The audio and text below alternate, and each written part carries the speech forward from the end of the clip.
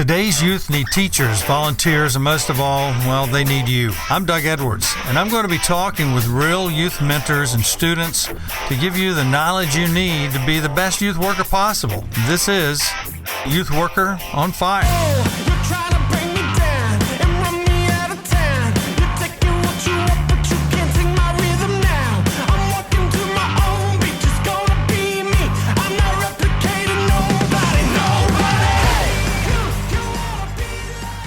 This might just be for you. You may be alone in your car, maybe at your home, somewhere, but it may be just what you're needing today. Colleen and I, my wife, we just finished watching a documentary on President Theodore Roosevelt, Petty as they called him. So many things that we thought we knew and did not know about him. But one thing was he started off as a very weak child, lots of health issues. His father taught him how to be resilient. And he kept fighting for life and became very fit and served a lot of people, but did a lot of the right things. Whether he did everything right or not, he always came off confident. And he also came off sincere and caring for the average person. So here's some things that I looked up. And this one is compliment dues. You know, what do you do to compliment other people and put yourself in a place to where they want to talk to you or they feel free to say the things they want to say? One thing is called, and it says that there are psychological tricks, but I see this as just being kind and being nice and saying the things that help you make people feel like that you see them as important. So number one, when someone thanks you, don't just say, "You're welcome." Say, "I know you do the same for me." It creates a sense of closeness. Number two, when someone is upset, subtly mirror their body language to show empathy. If you want to know more about that, go look up Vanessa Van Edwards. She calls herself a recovering awkward person. And she has some of the best advice on how to communicate with other people. Number three, when giving a compliment, make it specific. Specific compliments feel more genuine and meaningful. In other words, don't just try to make stuff up to make people think that you are complimenting them. Actually find something about them and say that. Be sincere, be real. Number four, if you want to appear more confident, keep your chin up and your shoulders back. Looking down can make you seem insecure. That's a hard one. That's a hard one sometimes. There's many times many of us will be insecure. We talked about the imposter syndrome. So that's where that can come from, no matter how confident you are and know about yourself. Leila Hormozi, not a Christian communicator. Here's one thing she said. You become an adult when you realize everything eventually comes down to your ability to stick with what you said you do, despite whatever emotions you may feel. That goes right along with, standing up for, looking people in the eye, saying kind things to them, complimenting them, because you really see something to compliment them about, being sincere there. We were watching Bear Grylls. I know I've talked about him before, Matthew McConaughey and Bear Grylls. My wife and I, we watch a few of these things, and Bear is such a very kind and strong person, brings people to these strong adventures, and then finds out something about their personal life. He has actress Michelle Monaghan, who's been in Mission Impossible and all kinds of other movies, and great actress. And she's with Bear, and she said her success came when she was so terrified to do something that she would do it anyway. She found every time that she was that terrified that if she would push forward, that something great would happen. Bear said, so it's like a muscle, training a muscle. She said, yes, it really is like that. You have to train yourself to move forward, especially when you're afraid. And she said, most of the time it's when she's terrified. So God said to Joshua this, be strong and courageous. Now here's a guy that was the number one a guy in Moses' army and Moses' entourage, his most trusted and also courageous warrior. He became the guy in charge of Israel when Moses died. God also said to Jeremiah the prophet, and he quotes what God says. He said, "The Lord gave me this message. I knew you before I formed you in your mother's womb. Before you were born, I set you apart and appointed you as my prophet to the nations. O sovereign God," I said, "I can't speak for you. I'm too young." The Lord replied, "Don't say I'm too young, for you must go wherever I send you and say whatever I tell you. And don't be afraid of the people, for I will be with you and will protect you. I, the Lord, will have spoken." Then the Lord reached out and touched my mouth and said, "Look, I have put my words in your mouth. Today I appointed you to stand up against nations and kingdoms. Some you must uproot and tear down, destroy and overthrow. Others you must build up and plant." But I love that phrase where he says, "Look, I have put my words in your mouth." Tony Robbins is a motivational speaker, and he said this: "Before anything could happen to me, I was down to my last $5 and decided to go and eat my last meal at a cheap little Mexican restaurant not far from where I lived. I had no ride. I had no transportation. I walked there.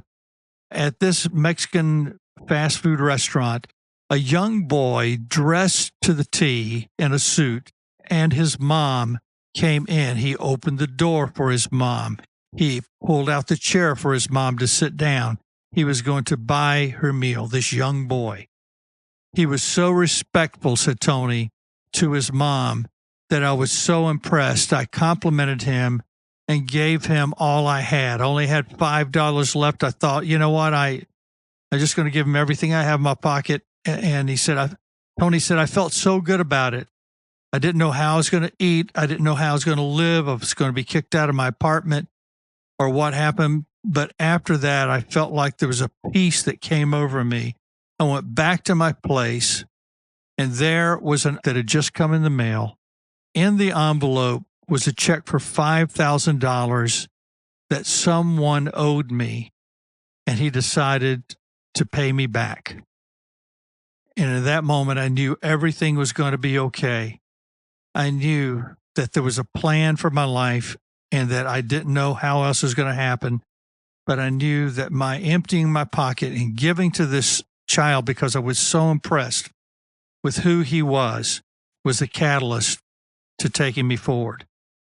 And Tony is one that feeds tens of thousands of homeless people and poor people every year, and he increases those thousands every year. He started that when he was very poor and coming up in the communication world.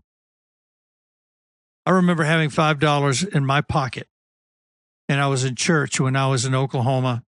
I didn't know what God was doing. My dreams had blown up, but I was in the church service, and I heard God say to me, "Give your $5 and put it in the offering plate. Give it to me."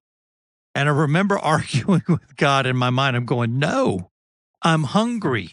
I want to go and eat lunch with my buddies. After this, it's my last $5. He said, "Give it to me." So I obeyed, even though after I argued a little while, and then put it in the offering. And as we're leaving the church, two of my friends said, "Hey, let's go to lunch. We want to treat you. We want to pay for your lunch today."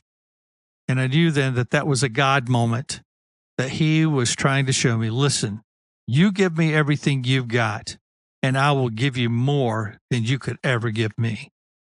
Later, I got a job, and I ran into a guy who was the #1 salesman in this mattress factory.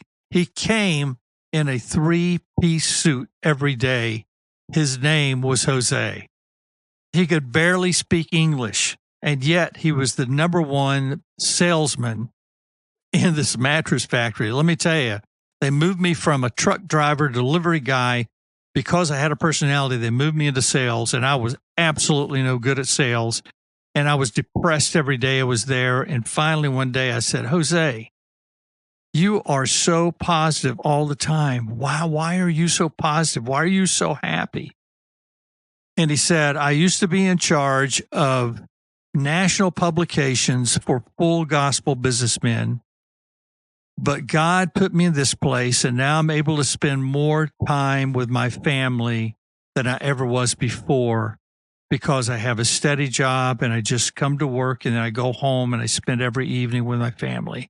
He said, I've learned to be content in whatever I do, wherever God places me and puts me, that I'll be content and satisfied because that's where he put me. It was a great lesson to me. My attitude, I'd love to say it just changed overnight. It didn't. I still struggle with those things in different places and parts of my life.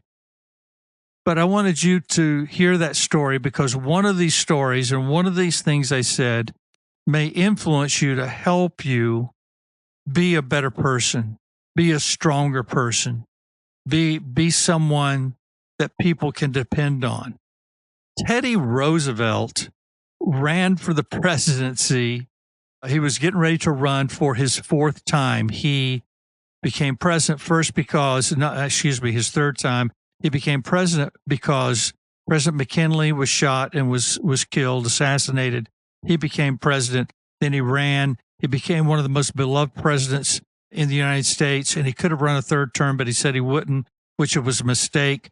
And he won the second term, and he just kept doing amazing, amazing things for the people of the United States of America. Both wanted to help the common person have a square deal. He came up with a square deal where that the common working person could have fair wages and live a good life, as well as the person who owned the businesses and big business, so that both were getting a fair deal, because the little man, the average person, was not getting a fair deal in the United States of America. But he was strong. He was courageous. But when people would challenge him, especially if they were the average person, and say bad things about him, we saw in this documentary where he came out of the crowd when this farmer was yelling at him and telling him he's the worst thing that could have ever happened to our nation. He's going to destroy our nation. He said, who said that? And he walks down. This farmer says, I said it. I said it. And he walks down to him. He just stares at him for a minute. He says, tell me what you do, sir. And he told him his name. He said, I'm a farmer. I grow corn. And then he explained to him why what he was doing was going to help him, and how big industry and the railroad industry was basically robbing him of the profits that should be his. And he looked at the man who had been critical of him and saying those things, and he shook his hand and he says, I want you, I'm for you. He smiled, and people that would challenge him, he was always ready for a fight. I've called people like him fair fighters. Are you a fair fighter? When God is on our side, when we are strong and courageous because of the Holy Spirit, when we know that it's God's words in our mouth, when we know that it is his yoke and his burden that he puts on us, that's his vision in us, we will fight, but we'll be kind in the fight, because we know that God is the one who's fighting for us and using us. So as you go this week, know this: be strong and courageous, and know that before you were born, that God has set you apart for something in this world. Maybe you, who is alone right now, are set apart to stand up for the nations, to stand up for the average person that God wants to make an amazing person in this world. Have a great day. See you next time on Youth Worker on Fire. You've been listening to the Youth Worker on Fire podcast. If you like what you hear, please subscribe and tell your friends. Also, leave a comment and tell us what you think. Stay tuned for more informative episodes.